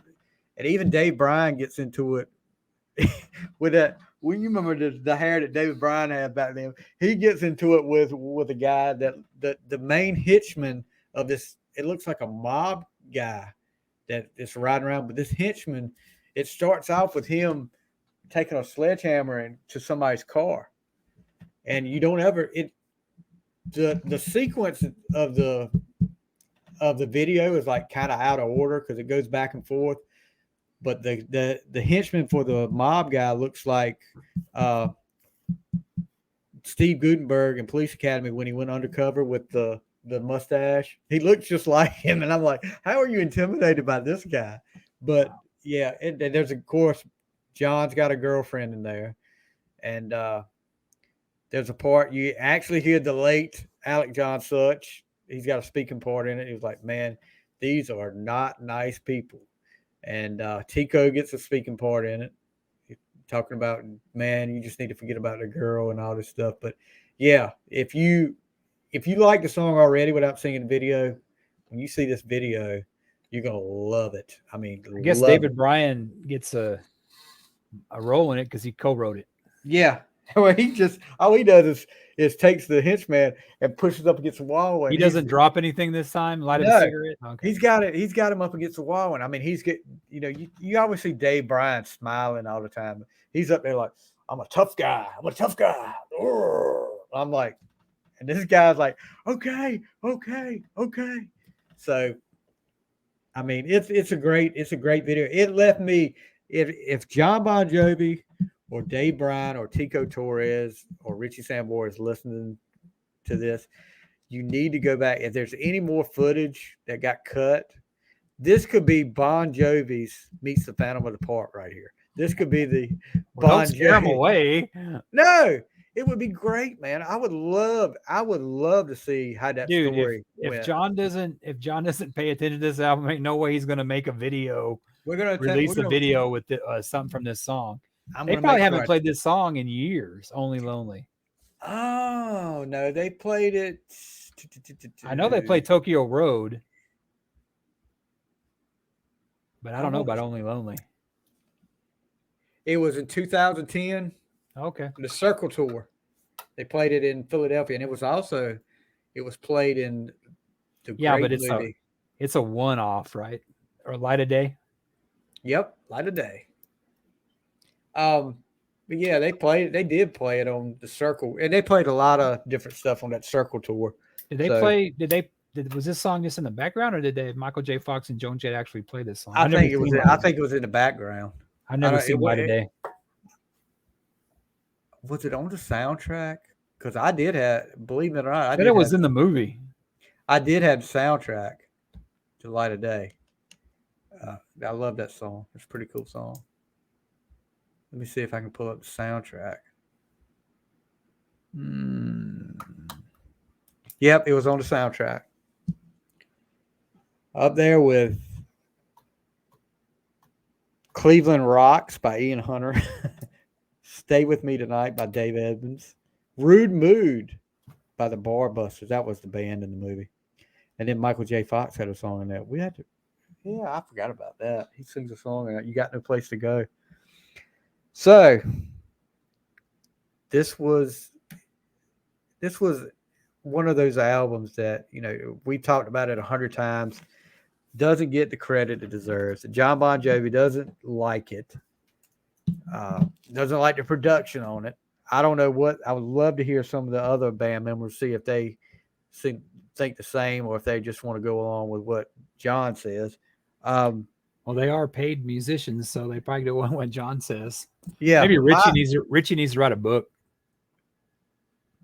Yeah, somebody needs to and tell me what's going on here. But this album, if you're going to tell me that he thinks 2020 or Bounce is a better album than 7800 Fahrenheit, then John, I don't know what you've been smoking, but you need to get off of it, dude. Because 2020 is one of those albums, and I told you today, I listened to it. You mean 20 or 2000? It's 2020. I mean, ain't that the name of the album? Oh, I thought you were talking about the one with It's My Life. No, isn't that Crush? Yeah, I quit listening to Bon Jovi after probably these days. I did buy Bounce. I think Bounce was the last one I bought. Yeah, hold on. I'm going to tell you right now. But yeah, isn't there one called The House or something about the house, Rocking the House or The House something? Now, I listened to that on Apple Music and I couldn't get into it, man. It doesn't stick with you. It doesn't stick to your ribs like that good old Slippery and 7800. This is the I'm looking at the discography now. I thought there was something called The House is Built or something. That's the last one I really listened to. This House is Not for Sale. Yes. 2020 came out, of course, in 2020. And no offense, but it's one of those, when you listen to it, it makes you want to drink, and not in a good way. It was depressing. It's not Bon Jovi. And I know, I don't expect him to be the right In and Out of Love in 2020. That wouldn't be right. I do. Come on, John. You wanted to write about, hey, bring your mom. Well, I guess it would be right now to bring. Bring your grandma these days. Yeah, grandma would be the thing, but yeah, it's not. There were a lot of hot moms, like back in the Stranger Things. That mom that was messing around with the pool boy, and yeah, that girl smoking. Did you watch? Have you watched? No, I've not watched it yet. Okay, we won't talk. I'm going to. There's one, Burning Bridges, which I've never heard that album. It's a good Slaughter song. Yeah, it's a good Slaughter song, but hold on, let me see what this. I'm interested to see what this one's about. It's new songs as well as formerly unreleased and unfinished songs. And of course, that was after Richie left, right? That's why they did this. Never heard of these songs. A Teardrop to the Sea. We Don't Run. We All Fall Down. what was the song called? We Don't Run, but isn't there a song called Always Run to You? So he's lying somewhere. Life is Beautiful, Fingerprints, and there's only like there's one song that Richie was co-writer in. But yeah, I've never heard of that. I'm gonna have to listen to that and see. I don't want to talk about it until I've listened to it. But yeah, this album, if this was put out, let's say, and I love another Bon Jovi album. I love These Days. These Days I thought was a great album. Yeah. Keep the Faith was okay, but I think they went a little different direction with some of those songs. If you'd have put 7800 Fahrenheit out after New Jersey, can you imagine what this album would have done? Nothing. What? This album would have done nothing if it came on after New Jersey. That was the 90s. That's when Keep the Faith came out. It was already popular. Let me see what you. There is no way. What year did Keep the Faith come out in? Keep the Faith came out in like 92. Okay, yeah, but you had a gap. If this came out in 92, this would have been nothing. You had a 4-year gap. But that's why they changed. That's why they did Keep the Faith, because they knew music was changing. Let's say you put. There's no way. Oh, listen to me now. The first album they put out 84. Fahrenheit came out in 85, so a year. Slippery came out in 86, and then New Jersey in 88. Let's say 7800, they take a 2-year gap like they did with between Slippery and New Jersey. Yeah, maybe 90. Because Poison was still big. Everybody, they were all still big then. 91 was when it started the end of 91 is when it started going down. 92, no way. Yeah. These Days came out in 95, so there was a 3-year gap. You know what album was really big for them was Crossroads, because they had that song Always. Well, Always. That was a huge hit. Have you heard there's an album he did and it doesn't have it listed up here. Is it this? Oh, yeah, when he's in a car or something like that. No. That was his single album, which I haven't listened to. I'm not talking about the Blaze of Glory. I'm talking about. Oh, I know which one you're talking Destination about. Anywhere or something like Destination, yeah, something like that. But that's not on it. It's Bon Jovi. It's a Bon Jovi album. It's called This Left Feels Right, and I've heard about it. He changed the sound of Always, but he didn't hit the. And it kind of makes you wonder with what's going on now. He didn't hit the high notes on these like he did on Crossroad. He just stayed like low, kind of baritone. But there's some more. Have a Nice Day was okay. It was heavier than Crush. Crush was the one you were talking about. It's My Life. That was kind of I liked Have a Nice Day. That was a good one. That was kind of the return of Bon Jovi when Crush came out. I thought that having that song with Jennifer Nettles was pretty good. That Who Says You Can't Go Home. I thought that was okay. Good. But then on 2020, they did a COVID song. Oh my gosh. It played. Look, we had satellite radio in our store, and a friend of mine was working with me at the time, and this song played. And he was like, I am so sick of this song. Do what you can do. Do what you can, excuse me. Another song with Jennifer Nettles. He was trying to. Really? I didn't know. Yeah. I haven't heard it. Sounds like I'm lucky. Well, if the album version just has him on it, and it's not good at all. But then they've got a deluxe edition that comes with the Jennifer Nettles version of it. And it's okay, but it's like it was really overkill with me for that. I like this. I like that song, Have a Nice Day. I thought that was funny because I got that. What was that? 2005. I got that for Christmas, and I. This is before streaming and everything. My coworker bought that, and I actually dug it. I was like, man, I wouldn't buy it for myself because I was more into like. See, I haven't listened to that the whole way through. I know the Have a Nice Day, and I know Who Says You Can't Go Home, but it's a lot better than the stuff they're doing now. Oh God, I'm looking at Bounce. Came out in 2002. And That I'm they had looking. that every day. That was the only song I pretty much liked when Richie Sambora had that Joe Perry type guitar, mouth guitar part.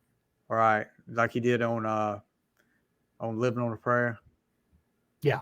and he did on It's My Life too. The Circle, I've never listened to. Hmm. We weren't born to follow. I've heard that before, but Let's not depress us, dude. We just reviewed a really good album, man, and yeah. But I'm just you're looking. depressing me My with thing how is, they are now. my thing is, Bon Jovi. You know, Used to be great. if he's proud of these ones that came out later, like Bounce or 2020, how can you not be proud of 7800 Fahrenheit? That was an out. That was, and you hear so many people on so many podcasts and posts on social media say that's what made me a Bon Jovi fan.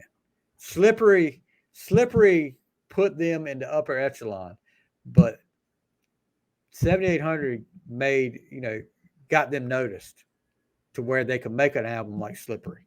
And I mean, you got The it. big reason is because In and Out of Love, because that's a great song. Yeah, I'll say it's a great song. Not my number one song, but Well, you're it's wrong. better. That's okay. It's better than Torpedo Girl. You know. Not by much. Oh. Just kidding.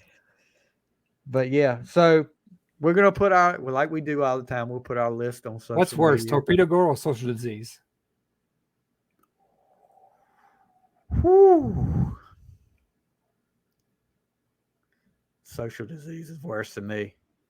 And you hear me? I just don't know what's going on. I don't get because it's a fun song. It is, but I don't get Stevie, I don't get how you dislike either one of those songs. I really don't. And Ace is your guy. Exactly. That ought to tell you how I'm not looking at it with blinders on because And you got kind of pushback too, because people were on my side saying that it's an undiscovered gem. It is fine. That's fine. They're wrong, but that's fine. No, I mean, all you need is Neil Young or Revolting Cox to cover one of them. It'd be great. I whip my hair back and forth. Have you ever heard that? That's Smith. Isn't that Smith? Will Smith? No. What I'm telling you, you didn't. Be careful. He may slap you. You didn't listen to me texting you today. That's the only time I liked a Neil Young song when Jimmy Fallon did Neil Young singing "Whip My Hair." That was hilarious. But Jimmy Fallon's really good when he does like impressions and stuff. Yeah, he's got a whole song, a whole album of nothing but stuff. You didn't listen to that song I sent you, Downtown? That is a great song. I mean, that's a great song by Neil Young. We're gonna do top 10 Neil Young songs coming up, dude. Dude, I mean, I know he's not for everybody, but he's still better than Rush or Pink Floyd, right? I didn't say that. I didn't say that because I'm not. Music is subjective. It's all it's all in what you like, and I would never down anybody for what they like. I mean, just like you like for me, like Neil Young and Torpedo Girl. No. Now you got Social Disease to down me on. See, you people are seeing how Steve makes fun of my choices. This is the torture I go through. I'm making a Apple Music playlist for we're gonna put the Revolting Cox up there.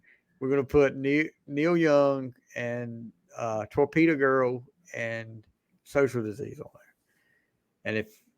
And the more Social Disease is still better than anything they do now. I will. Can you say that? You will not get me to lie about that one. That's the truth, no doubt. Especially without Richie. And that's a sore subject for me because I mean I know Richie had his problems and all, and he need to get straight, but they need to realize that. Especially we haven't talked about this. We need to with the passing of Alec John Such. Of course, like you said, like you texted me, you were happy that they got things straight before he passed away.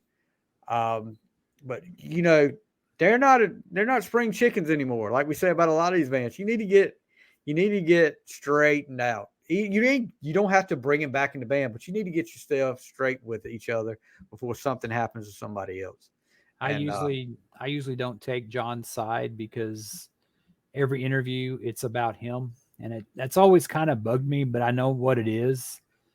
But when Richie did what he did to John, I on John's side because you have Yeah. people relying on that and him just not to show up. Well, I you look at like with Paul and Gene. Yeah. With Ace, you can't depend on it. And Yeah. Because it's not just you're not just a bar band. You have people relying on that stuff. I mean,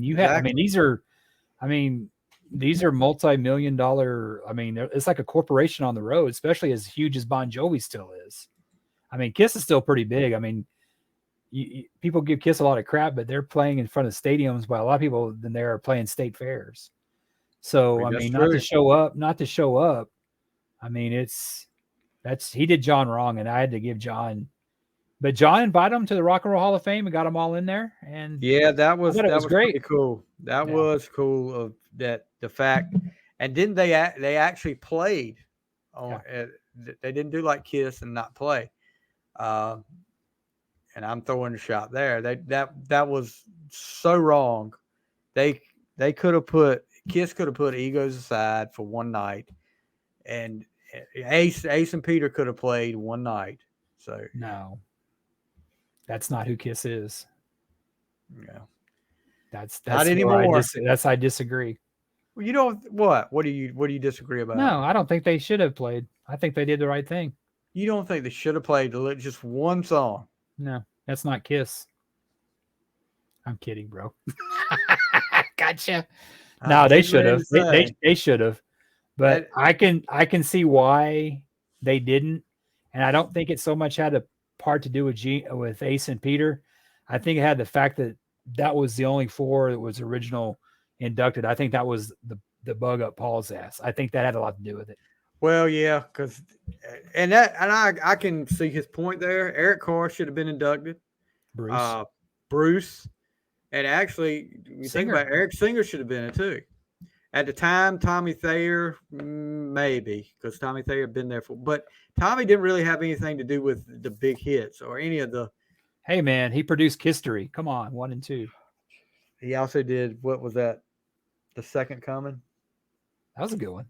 Yeah, that was a good one. I did enjoy that. But it's funny to hear them talking The Second Coming like no other has mattered but the original four. Now it's like, oh, Kiss will go on after us. But you could see that coming though. When they did and we're getting totally on Kiss now. When they did man, it always goes back to Kiss, man. Come on. When they did the home video before that, which was Kiss My Ass, the last video to show was Black Diamond from like the original four. And Gene said something, the more we realized something about when we want to go into the future, we look back to the past. I mean, I was like, and now you look at it I'm not, that's not the exact quote, so don't quote me on that. But when you look back on it now, it's like, what was he already knew what was going on then? This thing is ticking me off too, because there's people that have commented up here and I can't see the comments. So on please, Facebook? Yeah. It says I've got 2 comments on here. And I'm sorry, guys, because I can't see it. I would love to see what people are saying. But anyway, so next week, like we said, top 10 favorite wrestlers of all time with Fusion Check's Joe Ducker. Maybe Joe will give us his thoughts. We had a nice little conversation about I think I corrupted him a little bit. And we'll talk. Not me. Not Stevie. He was talking about watching some of the old Starcades from the Crockett days. And one of them was 86. And I said, you need to, and a lot of people, if you're a wrestling fan, you'll know what I'm talking about. You watch the Ric Flair and Nikita Koloff match. Yeah. There's a wardrobe malfunction. Did you know about that? I didn't really get to watch. I didn't really watch those because I didn't have cable, and I had to rely on Pro Wrestling Illustrated, which gave you like the news like 3 months later. Yeah. You know, now you like just go look the internet. And I used to get so pissed off when they wouldn't give the results of WrestleMania. I mean, I followed. I watched NWA. I watched down here. I watched World Class, of course, and I watched Mid South.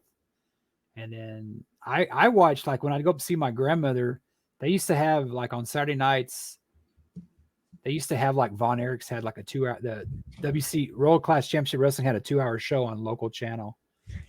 And that was just, I would go up there to see that because my mom at the time worked for Southwest. So I'd fly for free. I'd go up there, just fly up to Dallas, and just I could watch the Von Erichs. And the Von Erichs, I don't know. I mean, they were popular they were Oh yeah, huge they in were Texas. like the first family of wrestling back then. Yeah.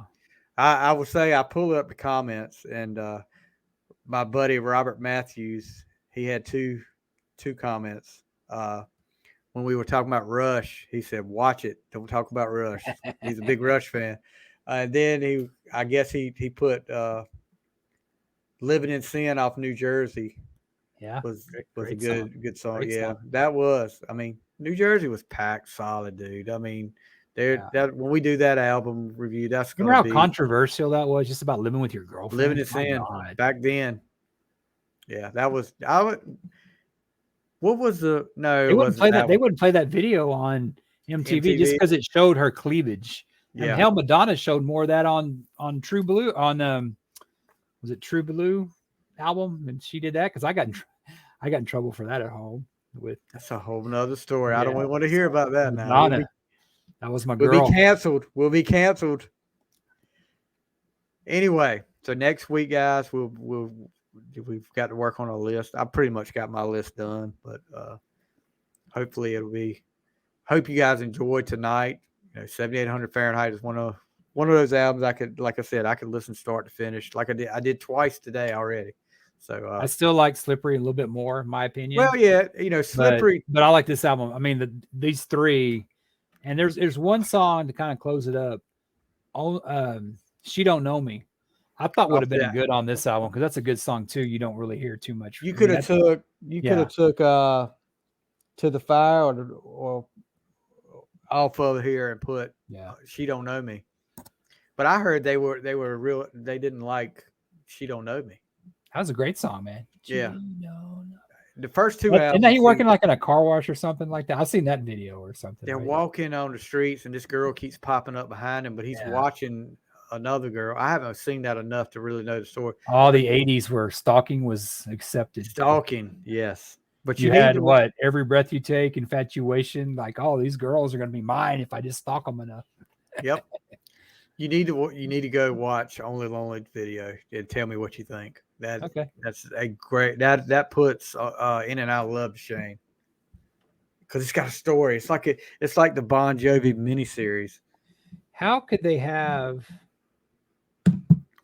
Yeah, I don't know. They didn't have a video for Silent Night with Christmas trees and Christmas carolers and stuff. There was a video for Silent Night. There was. Yeah, there is a video for Silent. I did not know it till about 2 weeks ago. Wow, you?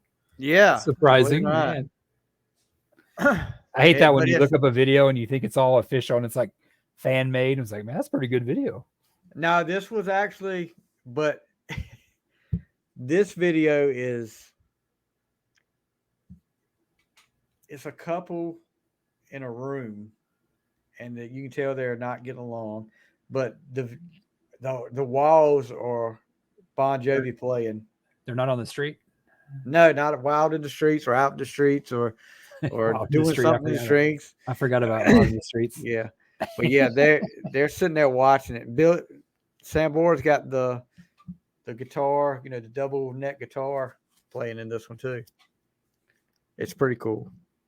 All right, I'll check it out. All right. Any last words? If you haven't heard this album, give it a listen. Definitely. Comment on the sections of what you think about it. Yep. Great album. We will make sure. I'll be sure to send Mr. Bon Jovi a copy of this podcast and tell him he needs to do a tour where they do 7800 Fahrenheit start to finish. May only be a few of us there, but hey, we'd go. All right. That's going to do it for this week, guys. You guys have a great week. Thank you guys for the comments. Thank you guys for tuning in. And where can they find us, Stevie? They can find us anywhere you find podcasts, Apple Podcasts, Spotify, Goodpods, Podchasers, any of those places. And you can also check out our YouTube channel. Check us out on Instagram, which Worden takes care of that. Check us out on Twitter. We've got the final four of our 90s. May 15th from 1990, the top 64 songs. And man, we've got a great final four. Must Have Been Loved by Roxette. And I think that's taken on the Humpty Dance by Digital Underground. And then Up All Night by Slaughter is taking on Nothing Compares to You by Sinead O'Connor. So get over there to Twitter. If you got a Twitter, find us at On The Fly. Vote, share, like. And by all means, guys, this, if you guys out there like what we do, you like, of course, some of you come in here and make comments. We count on you. We're counting on you. And you just need to do us a favor if you don't mind. It will take like 2 or 3 minutes. Go on one of these, subscribe to the YouTube channel, go on Apple Podcasts, Spotify, whatever you want to, like we said, all the other ones. Give us a 5-star review. And that way we get out there more. We get more exposure when you do that. It helps us out a lot. It's not like you have to give money or anything. We're not asking for money. We're just asking for like 2 minutes of your time to write a review and give us a 5-star review. But if you're going to give us a 1-star review, don't do it. Just keep it to yourself. But we'll just we really appreciate you guys, and we're trying to come up with stuff that we think you guys will enjoy. But we're also on Facebook. Check us out on Facebook. All things rock, hard rock, and metal. And also that 80s page. They're pretty much self-explanatory. They're pretty much sister sites to On the Fly. Sister groups, I guess, so to say. Yeah. So there's a lot of cross-contamination, so to speak. Exactly. Am I doing the Paul Stanley, Yeah. Unholy. Let's put the X. That was X and Sex. What was that? Yeah, that was. But what was that one he did in Unholy Day? You remember that? He did like that. Didn't he do like that? It's been so. Yeah. Better like cross your heart when he's going like that. Oh my gosh. What's the deal with Paul and all this stuff? Hey man, it's the star child, bro. Leave my boy alone, man. Come on. Hold on. No, I can't do it because they'll probably. I just dropped the phone. They'll probably mute it if I do share on that. I was going to share the Folgers commercial. Have you seen that? Yeah. He's multi-talented, bro. Ole. Although I never get that excited about drinking. No. I love coffee, but I never get that excited about drinking coffee. I don't get that excited about drinking coffee and watching trapeze artists either. But yeah.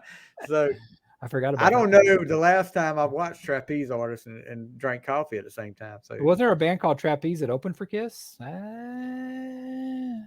Right? I don't know. That would be a band called Trapeze, wasn't there? That's your homework for next week. Look up and see if Trapeze. Careful assigning people homework. Other people do that on their podcast. Uh-oh. We don't want to talk about that. You know what I'm talking about, though, right? Yes, I do know what you're talking about. We'll leave it at that. Yeah, we'll leave it at that. All right, guys. That's going to do it for tonight. You have a great week, and we'll see you next week on The Fly. See ya.